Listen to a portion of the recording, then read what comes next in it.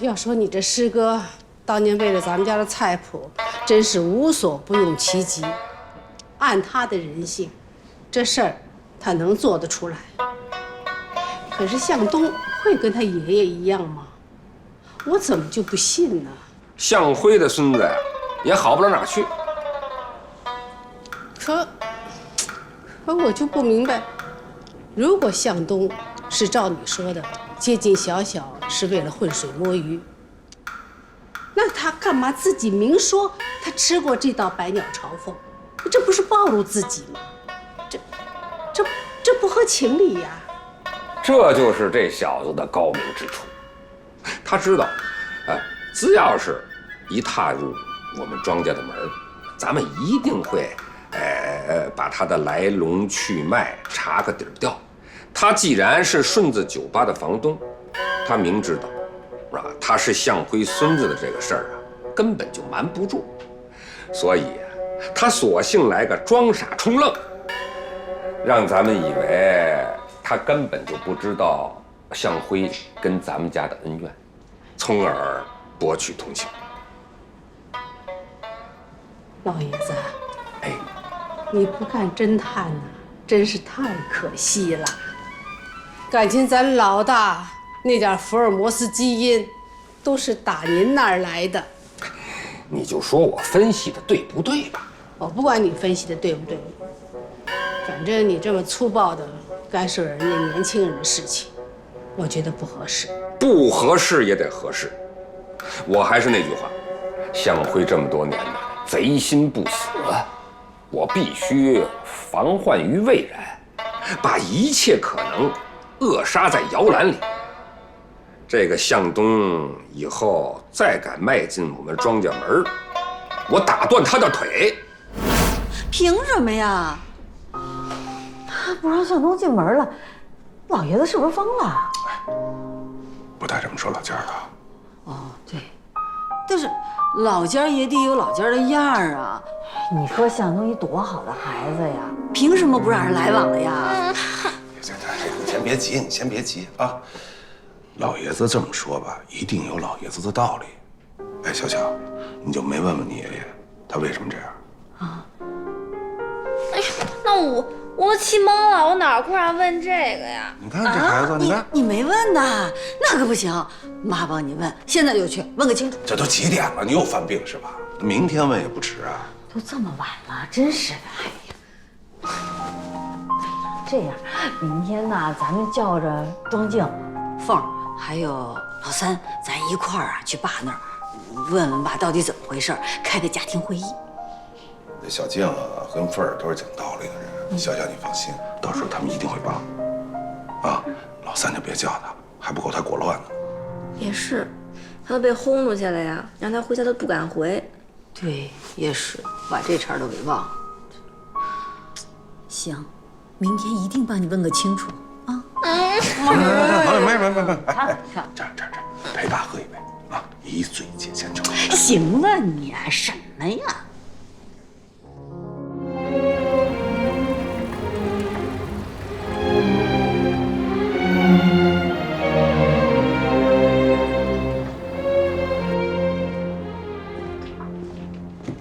小何，今天人到的够齐的，看这架势要开我的批判会。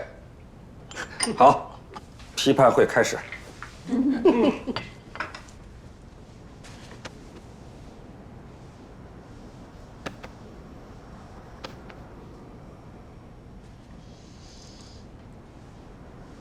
爸妈，其实也没什么事儿，就今儿吧，跟您二老说一声，我和志存呢，我们俩复婚了，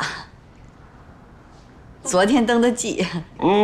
这是大好事儿，恭喜你们！恭喜恭喜！你们打算什么时候办事儿啊？对啊，哥嫂子，日子定了吗？哎，到时候啊，办这喜宴就在庄家菜馆。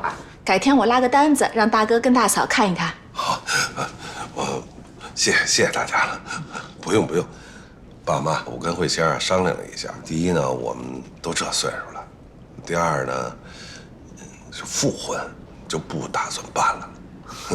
哪天啊，咱们全家一起吃个团圆饭，您说成吗？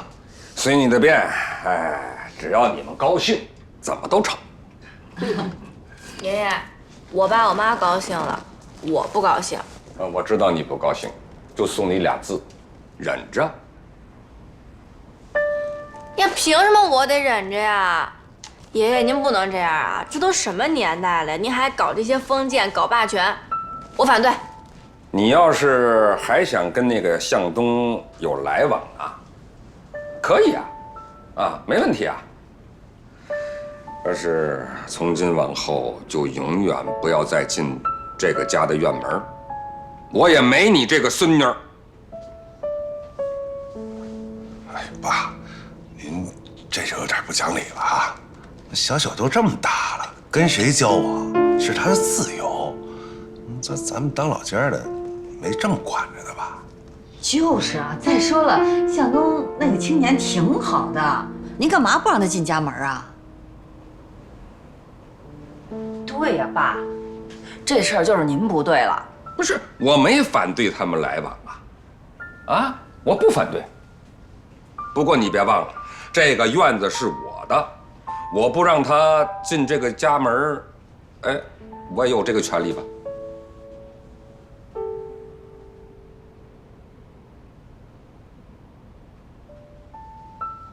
不是爷爷，我就纳闷了，向东他怎么得罪您了？向东没有得罪我，可是他的爷爷向辉得罪了我。他爷爷啊，怎么回事啊？老爷子，是该让孩子们知道是怎么回事了。说说吧。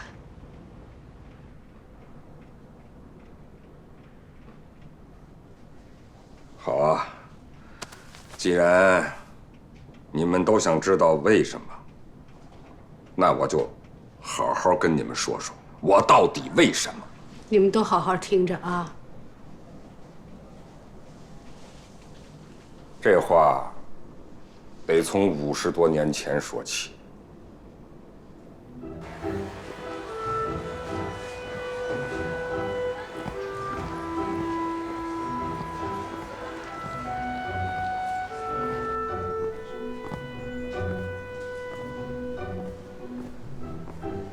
哟，三爷，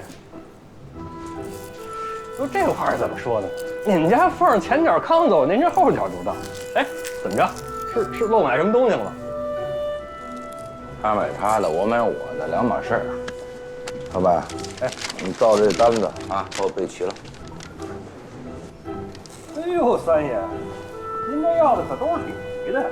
哎，做什么呀？这么讲究？这你甭管，我这人啊就这德行啊，要不然人就不做，要做就做到最好。得嘞，我给您备着。当年我执意要娶你们的母亲，可是双方父母强烈反对，我甚至被轰出了家门。在我走投无路的时候，我的发小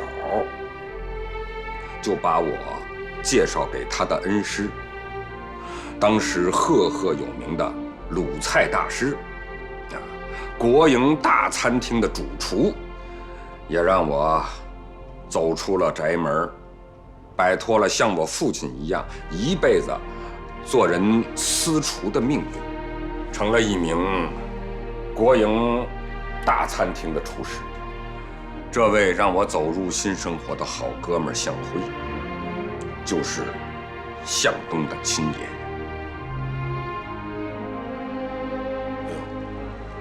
原来您跟向东的爷爷渊源这么深啊！当年呐，他们哥俩好的恨不得穿一条裤子。向辉见证了我跟你爸爸的情感经历，正是因为向辉把你爸带入师门，才有了你爸今天的成就。从某种意义上来讲，他也是咱们家的恩人。妈，爸，听您二老这么说，您和向东的爷爷亲如兄弟呀，那后来怎么就反目成仇了呢？那是怪我这个师哥心气儿太高，事事都要拔尖儿，嫉贤妒能。慢慢的呀，我就成了他的眼中钉、肉中刺了。怎么会这样啊？你爸那是祖传的厨艺，加上他勤奋好学，刻苦钻研厨艺，博采众长，融会贯通，在当时很快就成为他这波同门师兄弟当中的佼佼者，很得他师父林大厨的器重。没过几年，我也就迎来了改变我一生的那次国宴。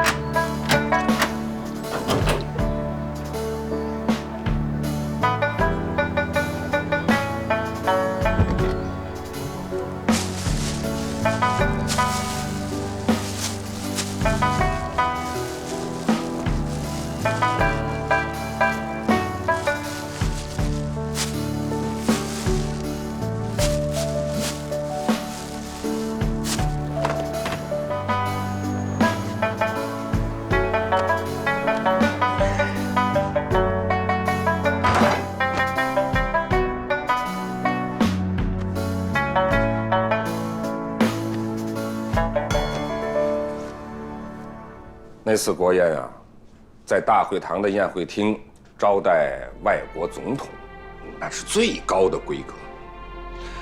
哎，这个光荣而伟大的任务，也就交给了我的师傅，全国顶尖的厨师林大厨。当时我师傅啊，就鼓励我们要推陈出新，要创新菜，哎，为国争光。你爸就拿出了压箱底的祖传绝活——百鸟朝凤，在国宴上技压群雄，一炮而红。当年就被评为全国劳动模范。在那个年代，劳模那在全中国人心中也就是榜样，就是英雄。那个时候，你爸随着代表团到全国各地去做报告，到处是鲜花和掌声，出尽了风头。后来林大厨呢，到了退休的年龄，你爸被破格提拔，接替林大厨的职位，任命为总厨，真正成为一代名厨。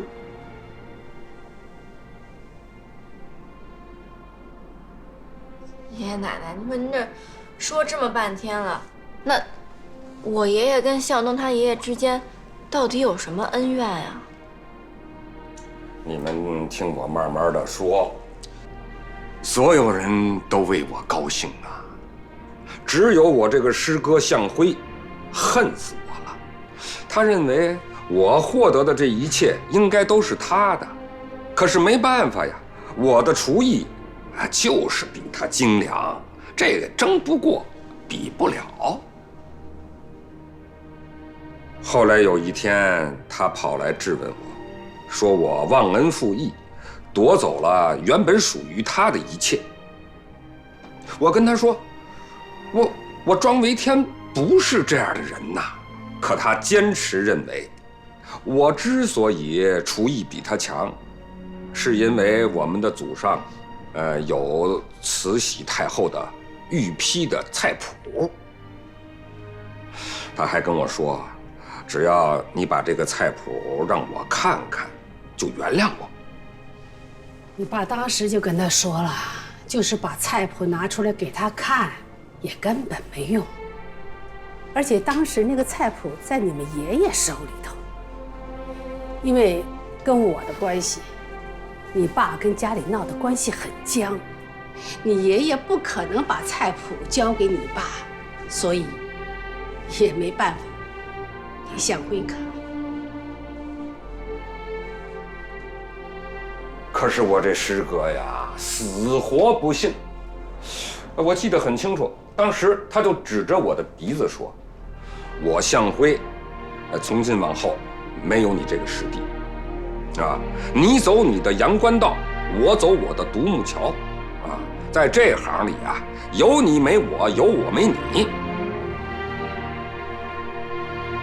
庄维天，我恨你一辈子，你记住了。”总有一天，我会超过你。说完，转身走了。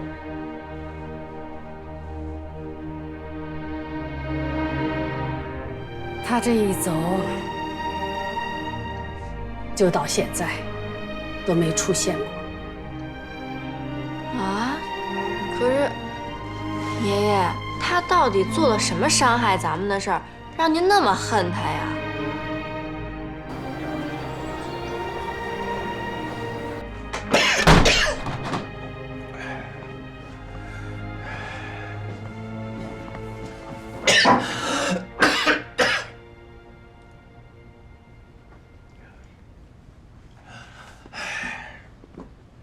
教头啊，我那招牌什么时候做得呀？8点半之前。得嘞，我等你啊。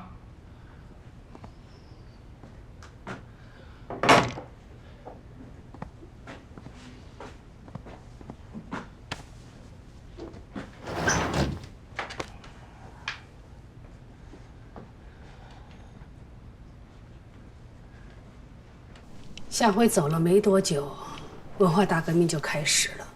自从跟我结婚以后，你爸这总厨就被罢免了，下放到职工食堂做了一名普通厨师。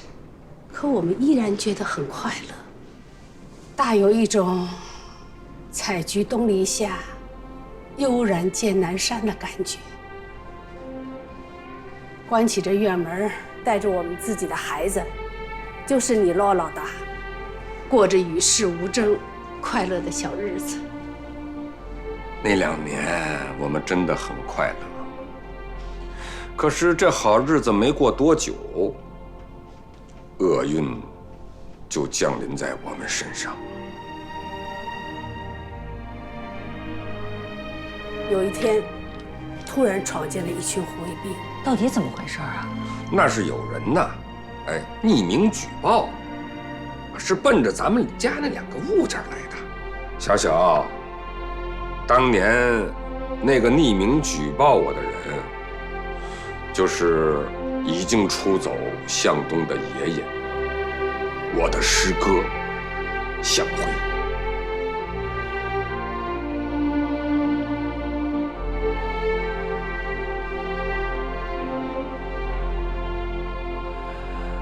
因为嫉妒，因为仇恨，在那个年代下，对我们下黑手。你说，我能不恨他吗？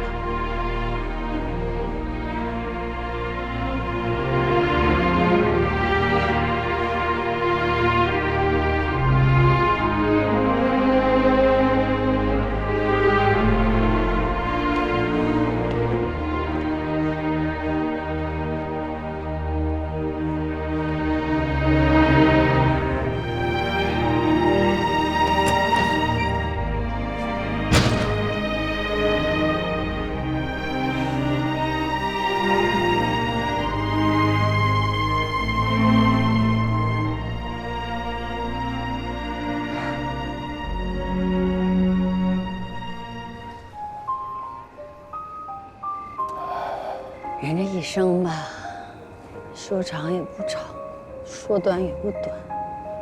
我们现在就要学会珍惜。那小小的事儿怎么办？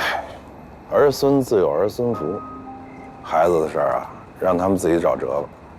可是，向东他爷爷和咱爸那恩怨简直太深了，这个结怎么才能解开呢？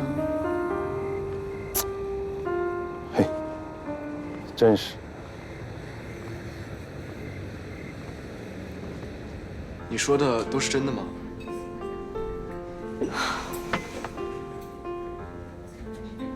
我明天就回香港，我要去问问我爷爷，当年到底发生了什么，他为什么要那么做呀？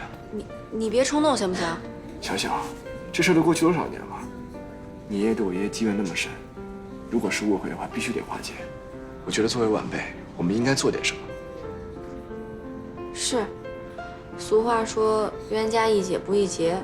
如果咱们俩真能化解二位老人这段恩怨，那也算做了件好事儿。我也是这么想的。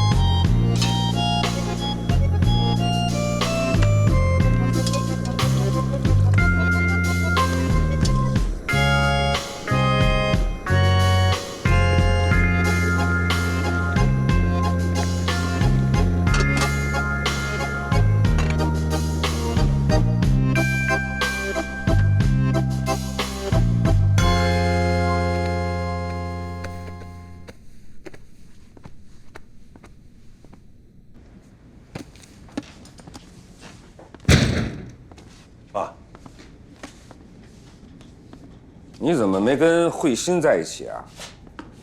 我今天想跟您喝顿酒。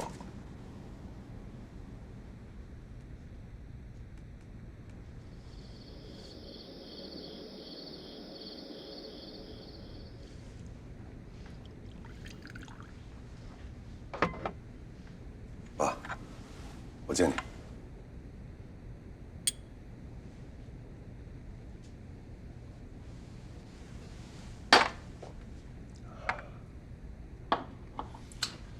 老大呀，是不是有话说呀？爸，跟慧心把婚给复了，你高兴，我妈高兴，逍遥更高兴，这全家人啊都高兴。怎么你不高兴啊？全家人都高兴，我也高兴呗。爸，我今年51了，这大半辈子过去了。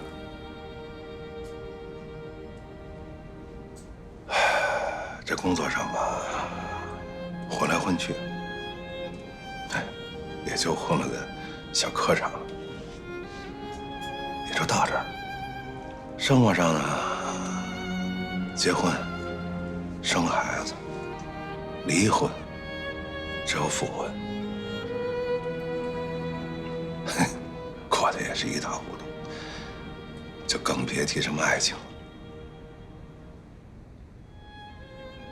有时候啊，我就坐在屋里，我就想，庄志存，你这大半辈子做什么？一事无成，一事无成。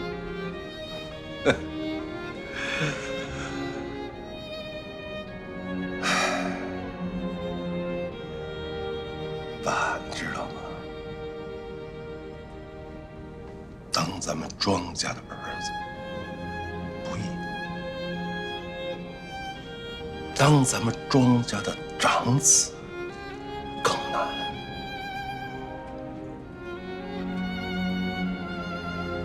咱们北京人的长子，永远是那个受委屈最多、担责任最大、身上担的事儿也是最多的那个。爸，今天我要跟您说，我庄志存作为庄家的长子，我可以拍着胸脯说，我对您二老、对弟弟妹妹、对我女儿问心无愧。这可能是我这大半辈子做的最骄傲的一件事儿了。所以说吧，我知足了，知足了。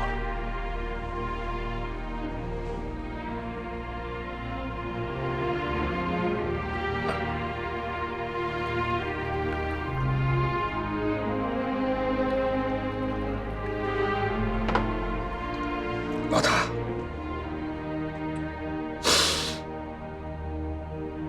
你是好样的。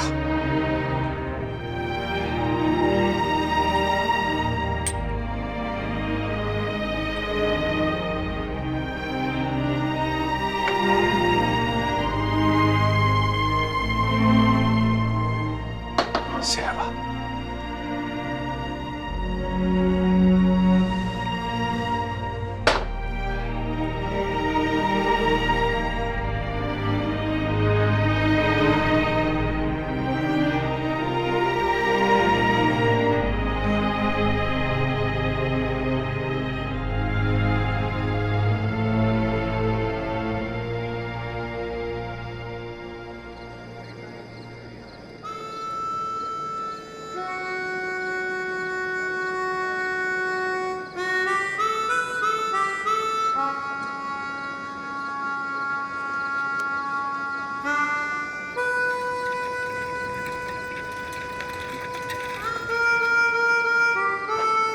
师傅，还有吃的吗？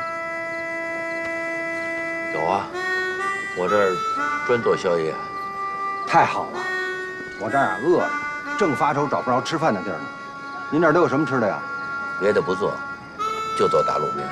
打卤面好啊，热乎乎的，多少钱一碗？5块？不会吧，这有点忒便宜了。你想什么呢，大哥？都什么年月了？我这打卤面1碗50，多少钱？1碗打卤面你卖50块钱，穷疯了吧你？大哥，我这打卤面的配料都是上等的，1碗要您50，我真赚不到什么钱。得，您还是留着自己吃吧啊。您慢走，爱吃不吃。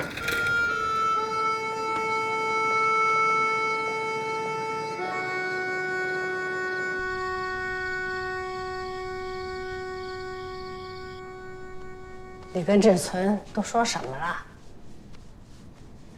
哎呀，志存这半辈子啊，活得太不容易。老伴儿，你给我生了个好儿子。你才知道，咱们呐，就是普普通通的人家。像咱们这样的家庭啊，千千万。哎，美好的生活呀，就是靠每个家庭的每个人用心、用真情啊，去创造的。你今天怎么这么多的感慨呀？我今天啊，太高兴了。你今天是说痛快了，终于把闷在心里的事儿啊，都说出来了。你痛快了，可小小那孩子怎么办呢？反正我该说的就都说了，哎，他自个儿看着办吧。他呀，一准儿找向东去了。老伴儿，你就等着瞧，用不了多久，那个人就得出现在北京城。他会来吗？一准儿的。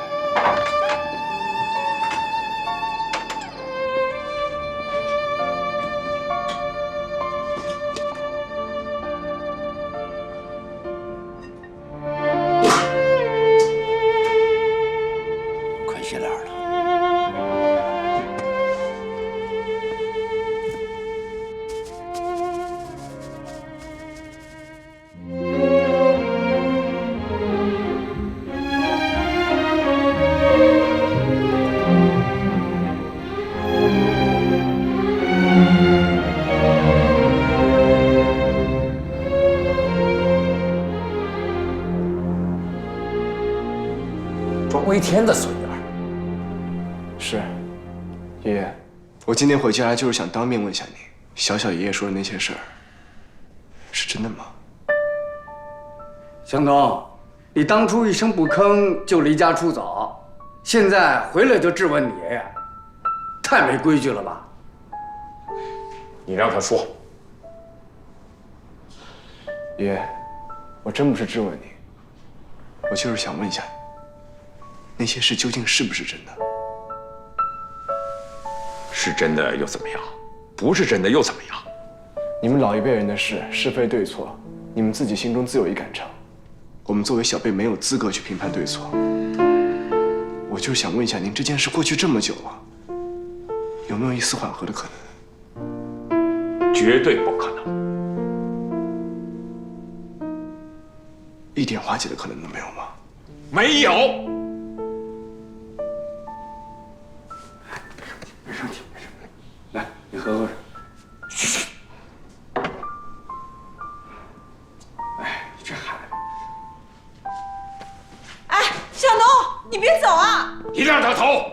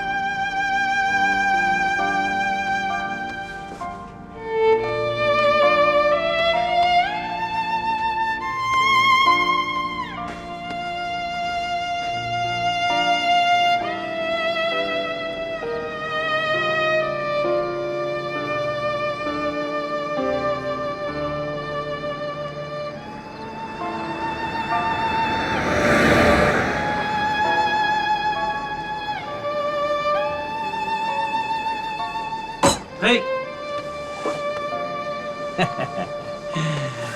你怎么来了？我有一个客人呢。我来看看你啊，这几天连个影儿都没见着，合着上这儿偷偷的开饭馆来了？这不刚开张2天吗？太忙，没来得及请你。别跟我扯淡，你忙什么忙啊？那庆儿都早就跟我说了，面馆都开了3、4天了，一个客人没有，整天的成锅的卤，成盆的面往外倒着。哎，你这饭馆开的有点意思啊。隔夜的卤，隔夜的面能吃吗？不知道怎么着啊。面啊，要想做的高端，该扛就得扛着。就你兜里那俩字儿扛着，啊，扛到什么时候啊？你死要面子活受罪，能扛多久扛多久呗。再不地，还找个有吃有住的地儿。哎呀，斌子，这点我是服了你了。在你这儿就没有发愁的事儿啊？你就是阿 Q 精神。那我能怎么着啊？我斌子再怂也不至于跳海吧？哥们儿这前半辈子活得算顺利。你讲吧，福报再大也架不住自个儿作呀。那当然。人呐，只有到了落魄的时候，才能看清自己。这话说得好。这2天晚上我睡不着，我站在这湖边儿，想啊想，想明白了吗？想明白了，没别的办法。人要想活着有尊严、有价值、顶天立地，就得靠自己。你活得苦，活着惨，不来对，该自个儿揽。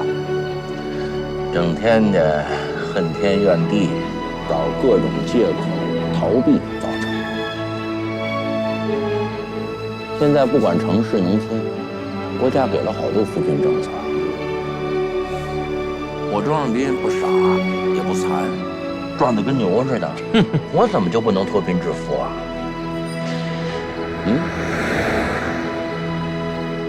要想在北京当爷啊，靠耍嘴皮子没用，还得靠干。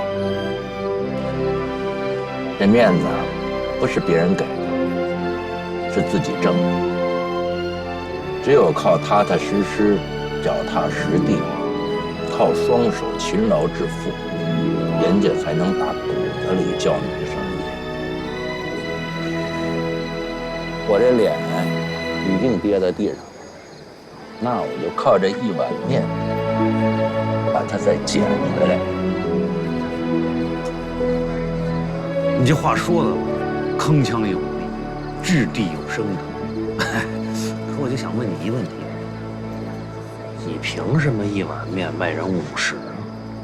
凭什么啊？等着。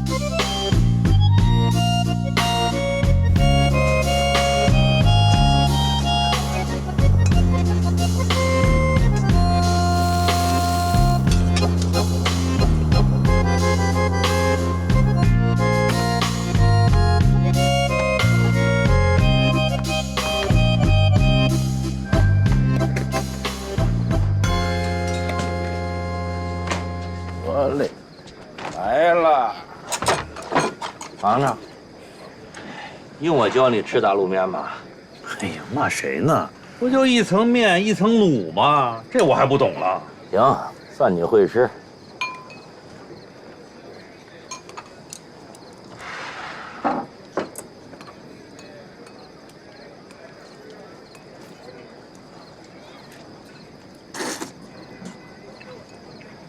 怎么样？